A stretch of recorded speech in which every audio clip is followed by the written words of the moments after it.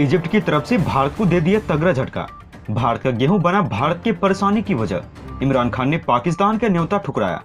दोस्तों, इस समय भारत के ऊपर जैसे किसी की नजर लग गई है, क्योंकि इस समय पूरी दुनिया भारत को टारगेट कर रही है और इसकी शुरुआत तुर्की ने की थी। लेकिन यहाँ पर अब पता चल रहा है कि इजिप्ट ने भी भारत के गेहूं को वापस कर दिया है।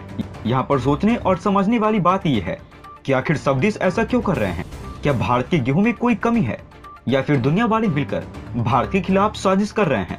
तो चलिए जानते हैं सभी बातों को डिटेल में और बढ़ते हैं वीडियो की तरफ। लेकिन अगर आपने अब तक भारत की बढ़ती ताकत के लिए नीचे कमेंट बॉक्स में जय हिंद नहीं लिखा तो जल्दी से लिख दीजिए। दोस्तों, एक तरफ तो रूस यूक्रेन आपस में लड़ रहे हैं। इन दोनों देशों को कोई चिंता नहीं है कि आखिर उनकी वजह से दुनिया को किस परेशानी का सामना करना पड़ा है।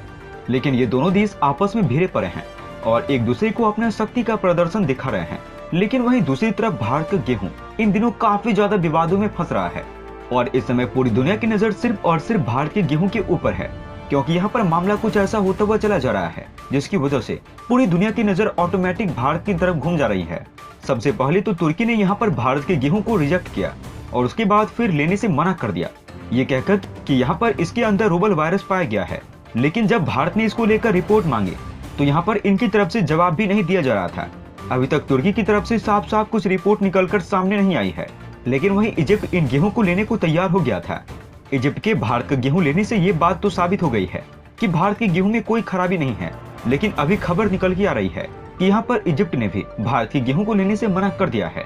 दोस्तों, इजिप्ट एक ऐसा देश है जिसके बारे में मिलता है कि दुनिया में सबसे ज्यादा गेहूं अगर कोई देश खरीदता है तो उस लिस्ट में इजिप्ट का नाम सबसे ऊपर ही रखा जाता है। अगर हम भारत की बात करें तो भारत रूस के बाद दूसरा ऐसा देश है जो सबसे ज्यादा गेहूं पैदा करता है। और यहाँ पर सबको ये लग रहा था कि इजिप्ट इस समय रूस और यूक्रेन को देखते हुए अपने गेहूं की जरूरतों को पूरा करने के लिए भारत से ये गेहूं ले लेगा। लेकिन जैसा सोचा था वैसा हुआ नहीं और इजिप्ट ने भी भारत के गेहूं को वापस लौटा दिया। ये गेहूं भारत सरकार की तरफ से नहीं भेजा गया था, बल्कि ये एक प्राइवेट कंपनी को बेचा गया था, जिसके बाद वो प्राइवेट कंपनी को तुर्की ने मना कर दिया और बताया कि गेहूं में वायरस पाया गया है। लेकिन उससे भी पहले इस गेहूं की डील नीदरलैंड की कंपनी के साथ हुए थे, ऐसा बताया गया है।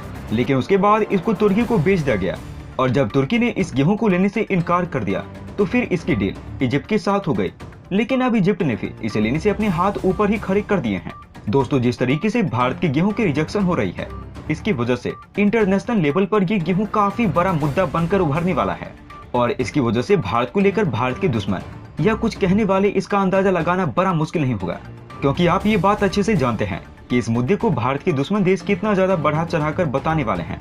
इसके अलावा भारत ने अभी गेहूं के ऊपर प्रतिबंध लगा रखा है और आपको बताना चाहेंगे ये तुर्की के साथ जो डील हुई थे ये भारत के प्रतिबंध लगाने से पहले हो चुके थे, जिसकी वजह से ये गेहूं उस कंपनी को बेच दिया गया था। फिर उसके बाद ये कंपनी इसकी डील नीदरलैंड के साथ करती है और फिर आखिरी में यही गेहूं इजिप्ट के पास जाता है। लेकिन वहां पर भी इसे लेने से मना कर दिया जाता है और यही वजह है इस समय ये काफी ज्यादा चर्चा का विषय भी बना हुआ है। जिस तरीके से भारत के गेहूं को ठुकराया जा रहा है उसको देखते हुए इंटरनेशनल पॉलिटिक्स का मुद्दा भी ये बनता हुआ नजर आ रहा है। दोस्तों, भारत को फर्क नहीं पड़ता कि कौन से देश क्या बोल रहा है, क्योंकि भारत अपनी जगह बिल्कुल सही है और ये बात भारत बहुत अच्छे से जानता है। इसी वजह से यहाँ पर भारत को इसकी जरा से भी चिंता करने की कोई भी जरूरत नहीं है और अभी इजिप्ट को गेहूं की बहुत ज्यादा जरूरत है और हो सकता है कि यहाँ पर इजिप्ट और भारत के बीच डायरेक्ट गेहूं को लेकर डील की जाए। बताया जा रहा है कि 5 लाख टन गेहूं की डील भारत इजिप्ट के साथ डायरेक्ट कर सकता है और ये भारत के प्रतिबंध के दायरे में भी बेहतर होगा, क्योंकि भारत ने प्राइवेट कंपनियों के ऊपर प्रतिबंध लगाया है और सरकार किसी से भी डील कर सकती है। दोस्तों, यूक्रेन के पास लाखों टन गेहूं उसके गोडाउन में अभी पड़ा हुआ है, लेकिन यहाँ पर यूक्रेन चाहते हुए भी उस गेहूं को नहीं बेच सकता, क्योंकि यूक्रेन इस गेहूं को ब्लैक सी के रास्ते दूसरे देशों में भेजा करता था। लेकिन यही रास्ते को रूस की नेवी ने ब्लॉक कर रखा है। रूस की तरफ से ये साफ कह दिया गया है कि अगर यूक्रेन को अपने गेहूं को दूसरे देशों में भेजना है तो रूस के ऊपर से पाबंदी हटाना होगा। लेकिन अमेरिका रूस की इस बात को मानने को तैयार नहीं है, जिसकी वजह से इतना तो साफ हो जाता है कि यहाँ पर ये मामला अब इतना जल्दी सुलझता हुआ दिखाई नहीं देगा। दोस्तों, इजिप्ट ने भारत के गेहूं को वापस कर दिया है, लेकिन इजिप्ट ने अभी इसके पीछे वजह नहीं बताई है। आपको क्या लगता है कि यहाँ पर इजिप्ट ने भारत के गेहूं को वापस क्यों दिया है? आप अपनी राय हमें नीचे कमेंट बॉक्स में लिखकर बता सकते हैं। वहीं पाकिस्तान के पूर्व प्रधानमंत्री इमरान खान के नेतृत्व वाली मुख्य विपक्षी पार्टी पाकिस्तान तहरीक-ए-इंसाफ ने सोमवार को प्रधानमंत्री शहबाज शरीफ के नकदी संकट से जूझ रहे देश के आर्थिक संकट को दूर करने के लिए सभी पक्षों के बीच भव्य वार्ता करने की पेशकश को खारिज कर दिया है, जिसे इमरान खान के नेतृत्व वाली मुख्य विपक्षी पार्टी पाकिस्तान तहरीक-ए-इंसाफ ने सिरे से नकारते हुए कहा सरकार की विफलताओं को छिपाने के लिए बातचीत की पेशकश की गई थी। पाकिस्तान तहरीक-ए-इंसाफ के केंद्रीय सूचना सचिव फारूक हबीब ने एक वीडियो बयान में कहा है सरकार ने अपने पहले 50 दिनों में देश को महंगाई से भर दिया है। जिन लोगों ने गरीब लोगों के लिए अभिशाप के रूप में सेवा की है, उन्होंने देश की राजनीतिक और आर्थिक अराजकता की नींव रखी है। उन्होंने कहा कि वर्तमान सरकार ने उल्लसित करने वाले दावे किए हैं कि वो अर्थव्यवस्था को ठीक कर रही थी। पीटीआई के उपाध्यक्ष शाह महमूद कुरैशी ने पार्टी की कोर कमेटी की बैठक के बाद इस्लामाबाद में मीडिया से अलग से कहा देश पर थोपे गए लोगों के साथ भव्य संवाद नहीं किया जा सकता है। कुरैशी जो खान के मंत्रिमंडल में विदेश मंत्री थे, उन्होंने कहा कि केवल चुनाव कराने पर बातचीत होगी। पाकिस्तान की सरकारी एसोसिएटेड प्रेस के अनुसार प्रधानमंत्री शरीफ ने रविवार को बातचीत शुरू करने की आवश्यकता पर प्रकाश डाला था। लाहौर में सिंधु अस्पताल के उद्घाटन समारोह को संबोधित करते हुए उन्होंने कहा कि राष्ट्रीय अर्थव्यवस्था पर एक आम सहमति इस तरह से विकसित की जानी चाहिए कि ये सरकार के बदलाव से बाधित न हो। उन्होंने कहा कि आईटी और औद्योगिकरण जैसे कुछ क्षेत्र हैं जिनके माध्यम से देश आगे बढ़ सकता है। प्रधानमंत्री ने रेखांकित किया है उन हितधारकों को अपनी और अपनी व्यक्तिगत पसंद और नापसंद के ऊपर सोचना चाहिए और राष्ट्र की प्रगति और समृद्धि को सर्वोच्च प्राथमिकता देनी चाहिए। शरीफ ने कहा कि किसी को भी स्वास्थ्य और कृषि पर राजनीति करने की इजाजत नहीं होनी चाहिए। आपको बड़ी तस्वीर देखने की जरूरत है।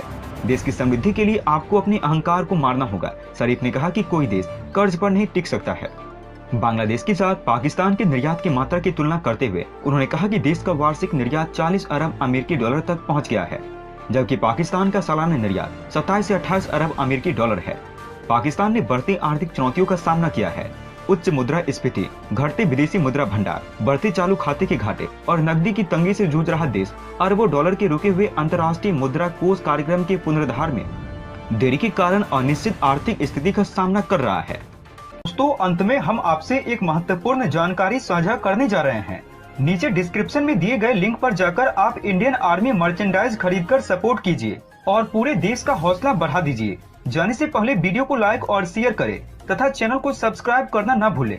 तब तक के लिए धन्यवाद। जय हिंद, जय भारत। अच्छा सुनो, चैनल को सब्सक्राइब करो, उसके बाद घंटी बजा देना ताकि अगली वीडियो आपसे मिस न हो पाए।